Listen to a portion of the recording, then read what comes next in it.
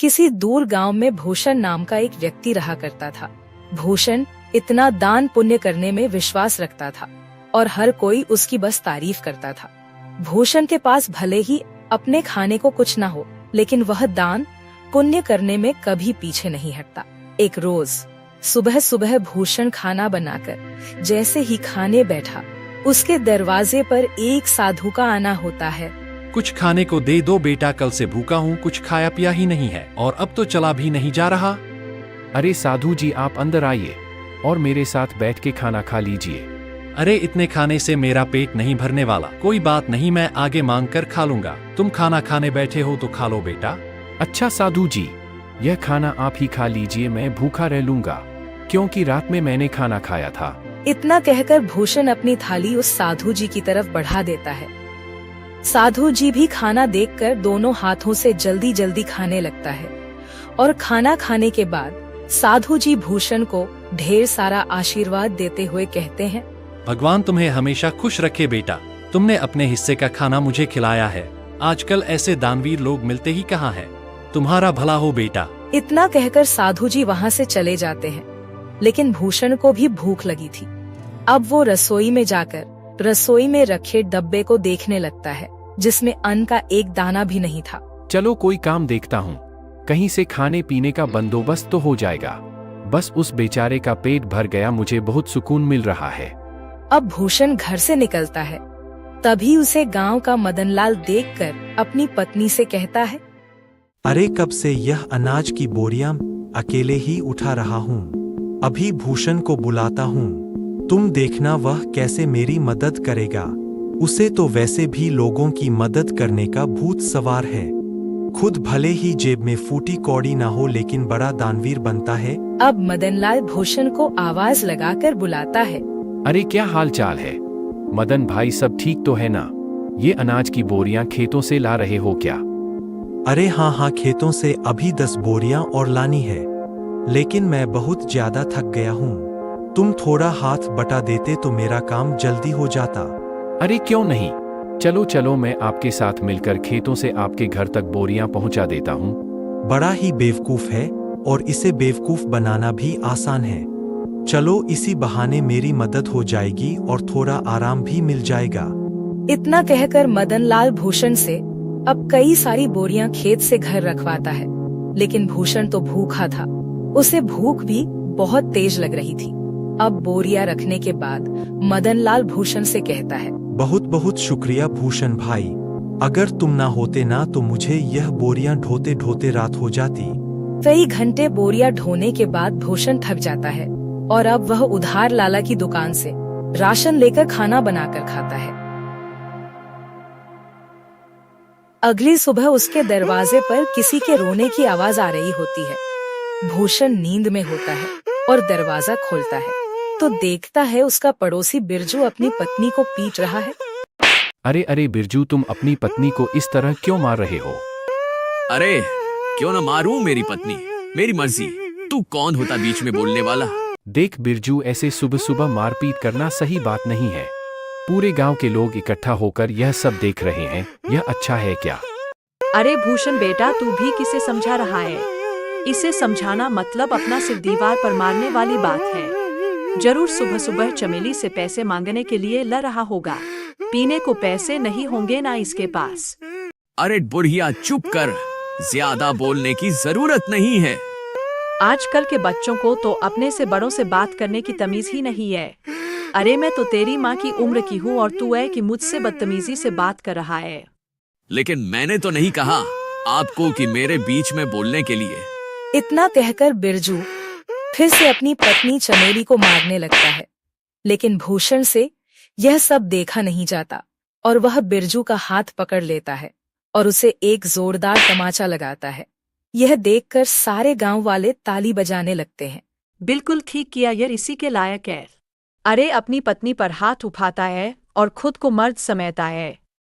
गांव के ढेर सारे लोग ये तमाशा देख रहे होते हैं। उनमें से एक औरत भूषण से कहती है, आप सच में बहुत नेक दिल के हैं। हर किसी की मदद करते हैं, हर किसी का भला चाहते हैं। हम गांव वाले बस आपसे इतना चाहते हैं कि अगला हमारा सरपंच आप ही हो।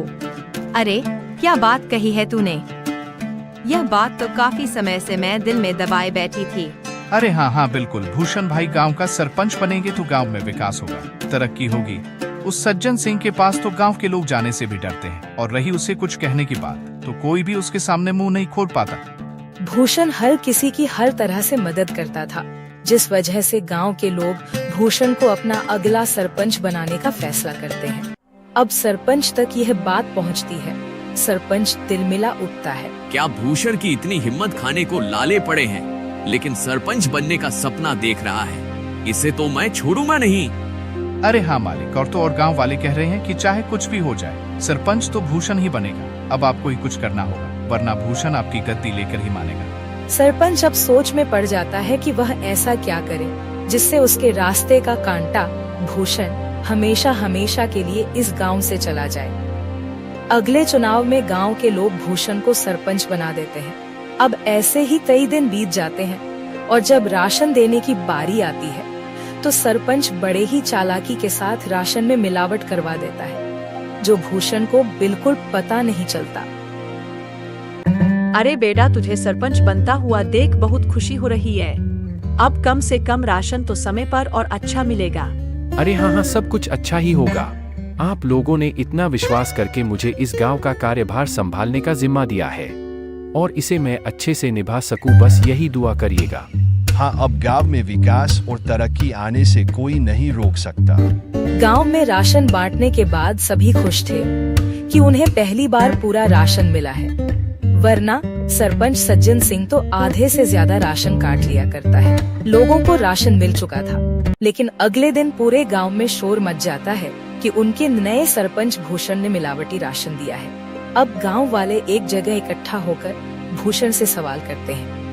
हमने तुम पर विश्वास करके तुम्हें गांव का सरपंच बनाया और तुमने हमारे साथ ही विश्वासघात किया भूषण। बेटा, मुझे तुझसे यह उम्मीद नहीं थी। अरे राशन में मिलावट करके क्या मिला तुम्हें? तुम तो गांव के लोगों का हमेशा से भला चाहते थे, तो भला फिर राशन में मिलावट क्यों किया? इतना मिलावट तो सरपंच जी भी नहीं करते थे। हमने तुम्हें सरपंच बनाकर गलत फैसला ले लिया है। बिल्कुल ठीक कह रही है कलावती काकी, अभी के अभी तुम इस गांव से निकल जाओ। तुम इस गांव में रहने के लायक ही नहीं हो। ये सारी बातें चल ही रही होती हैं कि तभी वहाँ सरपंच आ जाता है। अरे हाँ हाँ, इसे अभी के अभी गांव से निकाल दिया जाए। इस पर विश्वास करके तो हमने बहुत बड़ी गलती कर दी है। अब भूषण को गांव वाले गांव से निकाल देते हैं। सरपंच और उसका नौकर बहुत खुश थे, क्योंकि यह सब किया धरा तो उनका ही था। अब गांव से निकलने के बाद भूषण काफी दूर आ जाता है। वो थक कर एक पेड़ के नीचे बैठकर गांव वालों के बारे में सोचने लगता है। जिन गांव वालों का मैंने इतना साथ दिया, खुद से पहले उनके बारे में सोचा, आज उसी गांव ने मुझे निकाल दिया। अरे राशन में मिलावट भला मैं क्यों करूंगा? और अगर मैंने गांव वालों के राशन में मिलावट नहीं की है तो फिर यह सब जरूर सरपंच का काम है। कोई बात नहीं, मेरे इतना कहने पर भी गांव वालों ने मेरा साथ नहीं दिया, मैं इसे कभी नहीं भूलूंगा। इधर सरपंच फिर से अपनी चाल चलता है और गांव वालों का विश्वास जीत लेता है। गांव वाले एक बार फिर सरपंच सज्जन सिंह को अपना सरपंच मानने के लिए मजबूर होते हैं, क्योंकि उन्हें भूषण भी धोखेबाज लगता है। ऐसे ही धीरे धीरे महीना बीत जाता है और भूषण का कहीं अता पता ही नहीं था। एक रोज सरपंच का नौकर जंगल के रास्ते घर आ रहा होता है। तभी वह दो आदमी को बातें करते हुए सुनता है, जो भूषण के बारे में बात कर रहे थे। अब वो नौकर घबराता हुआ घर पहुंचता है और सरपंच से कहता है, मालिक, मैंने दो लोगों को आपस में बातचीत करते हुए सुना है। वो दोनों भूषण के बारे में बात कर रहे थे। वो जंगल में जो झोपड़ी है ना, उसी में भूषण आत्महत्या कर लिया है, और यह करीब एक सप्ताह पहले की बात है। क्या इसका मतलब मेरे रास्ते का कांटा अब हमेशा हमेशा हमेशा के लिए मेरे रास्ते से हट गया है? चलो अच्छा है। और तो और मालिक, यह बात तो गांव वाले भी जानते हैं। न जाने उन तक यह बात किसने पहुंचाई। हो सकता है उन्हीं लोगों ने पहुंचाई हो जो बात कर रहे थे। अरे गांव वाले बहुत ही मतलबी हैं। भूषण ने गांव वालों का कितना साथ दिया, और गांव वाले भी यही कहेंगे कि भूषण ने शर्म के मारे आत्महत्या कर ली। गांव वालों के साथ साथ सरपंच को भी अब पूरा यकीन हो गया था कि भूषण ने आत्महत्या कर ली है।